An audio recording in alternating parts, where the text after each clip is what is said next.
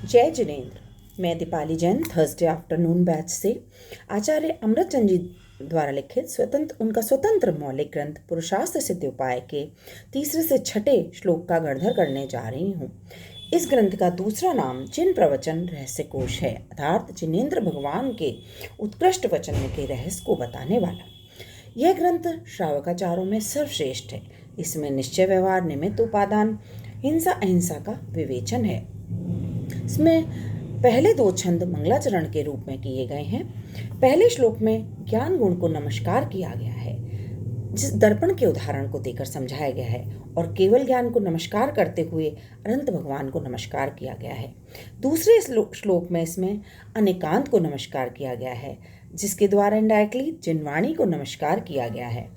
उसमें जन्म से अंधे व्यक्ति और हाथी के उदाहरण को देकर बखूबी इसे समझाया गया है। आज की कक्षा में तीसरे से छठे श्लोक का वर्णन किया गया। तीसरे श्लोक में यह बताया है कि आचार्य अमृतचंद जी ये ग्रंथ किस कारण से लिख रहे हैं।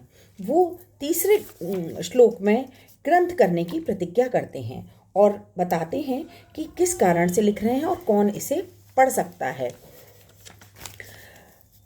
इसमें उन्होंने बताया है कि उत्कृष्ट जिनागम तीनों लोकों का ज्ञान कराने में जो एक ही नेत्र स्वरूप है, ऐसे जिनागम को बहुत प्रयत्न से समझा है और यह विद्वानों के लिए यह ग्रंथ उद्धार करता है।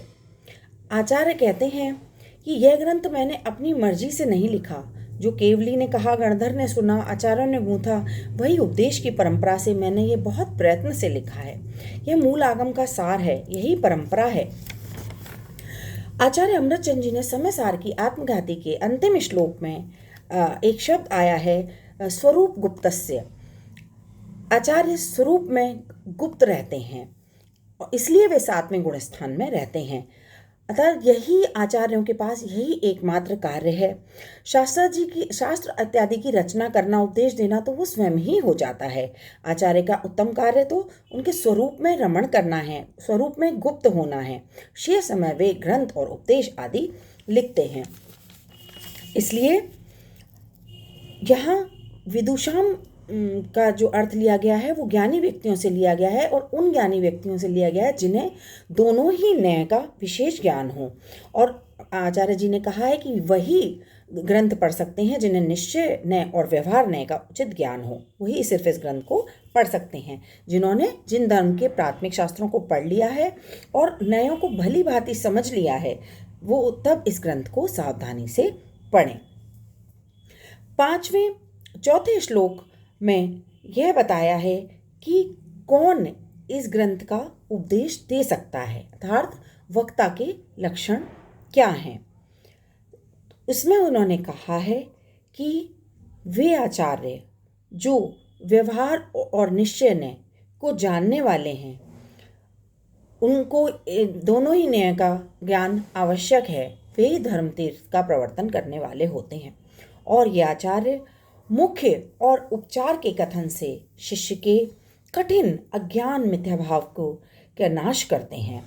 वे ही आचार्य धर्म तीर्थ को चलाते हैं। हम अनादिकाल से मिथ्या दृष्टि जीव रहे हैं। हमारी मिथ्या दृष्टि अभी तक नहीं गई है, इसलिए इस अज्ञान को दूर करना बहुत अधिक कठिन कार्य है। इसलिए निश्चय न्याय और व्यवहार न्याय दोनों ही न्याय को जो भली भांति जानता होगा, वही आचार्य धर्म तीर्थ को चलाएंगे और इस शास्त्र को पढ़ सकते हैं। इसमें जन्मदिन की बधाई देना और कचरा, आदमी देखकर कचरा फेंकना जैसे उदाहरण से निश्चय और व्यवहार को समझाया गया। यहाँ बताया कि व्यवहार को बात अगर की जा रही है तो उसे व्यवहार से ही समझना, निश्चय की बात अगर की जा रही है तो निश्चय से ही समझना। निश्चय ने जो अपने में ही आश्रित होता है, व्यवहार ने जो परद्रव्य के आश्रित हो। 5वें श्लोक में निश्चय एवं व्यवहार न्याय का उपदेश करते हैं। इस ग्रंथ में आचार्य अमृतचंद जी ने निश्चय न्याय को भूतार्थ और व्यवहार न्याय को अभूतार्थ कहा है। जो भूतार्थ को नहीं समझेगा वह संसार में ही भटकता रहेगा और चारों गतियों में घूमता रहेगा। अतः हमें अपनी बुद्धि से शुद्ध निश्चय के स्वरूप को जानना है। भूतार्थ अर्थात जो वस्तु में है, जो मूल बीज है, वो भूत है, और अर्थ मतलब क्या प्रयोजन है। तो भूतार्थ जो पदार्थ में हो उसी को प्रकाशित करे, अन्य किसी की कल्पना ना करे, जैसे कि सोने का उदाहरण दिया गया। अभूतार्थ जो पदार्थ में ना पाया जाए और उनको अनेक प्रकार की कल्पना करके प्रकाशित करे, जैसे मेहमान से कहना कि आइए ये आपका ही घर है। इस तरह से ये व्यवहार में,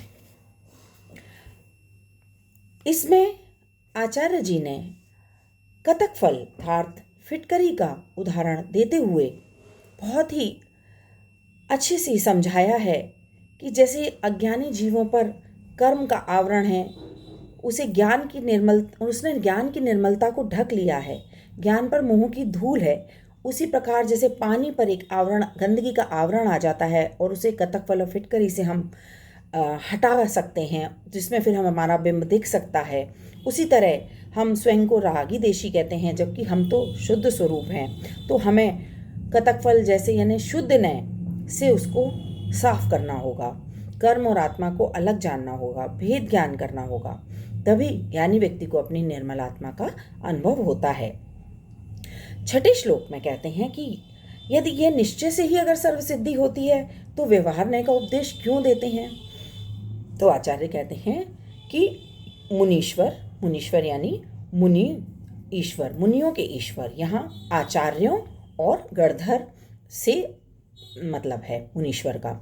तो मुनीश्वर जो है वो अज्ञानी जीव को ज्ञान उत्पन्न कराने के लिए अभूतार्थ व्यवहार नय का उपदेश देते हैं, क्योंकि वो अगर उससे सीधे आत्मा की बात करेंगे तो वो नहीं समझेगा।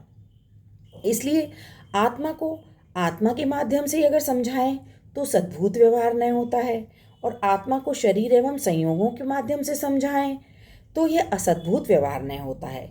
अज्ञानी को आत्मा समझाने के लिए गति, जाति आदि के भेद द्वारा समझाना पड़ता है, उसे उसी की भाषा में समझाना पड़ता है, जैसे म्लेच्छ को म्लेच्छ की भाषा में समझाना पड़ता है। इसलिए व्यवहार नय की आवश्यकता पड़ती है। लेकिन अगर निश्चय नय के श्रद्धान बिना व्यवहार मार्ग में ही अटक जाएं तो उस मिथ्या दृष्टि के लिए यह उपदेश बेकार है। तो आचार्य श्री कहते हैं कि जो सिर्फ व्यवहार नय को ही जानता है उसके लिए यह उपदेश नहीं है। केवल व्यवहार नय को मानने वाले के लिए पुरुषार्थ सिद्धि उपाय ग्रंथ नहीं है। यह केवल अज्ञानी को ज्ञान कराने के लिए ही व्यवहार नय का वर्णन किया गया है।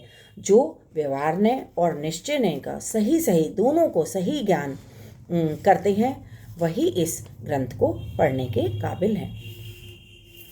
धन्यवाद।